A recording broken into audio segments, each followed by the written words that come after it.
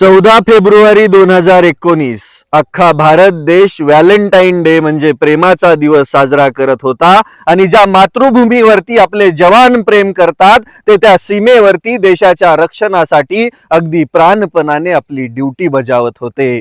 2,500 सैनिकांना घेऊन जाणारी कनवाई आणि त्याच्यावरती जैश ए मोहम्मदच्या भिकारचोट दहशतवाद्यांनी 300 किलोपेक्षा जास्त RDX घेऊन चढवलेला हल्ला आणि त्याच्यामध्ये शहीद झालेले 41 CRPF चे जवान ज्यांनी देशाच्या रक्षणासाठी सर्वोच्च बलिदान दिलं. ते म्हणतात ना, तिरंगे में लिपटे वो जिस्म गवाह है, अगर इश्क वतन से हो तो मौत भी खूबसूरत होती है. त्या जवानांनी देशप्रेमासाठी स्वतःचे प्राण अर्पण केले, कारण की त्यांना प्रेम झालं होतं या मातृभूमीवरती, या भारत देशावरती.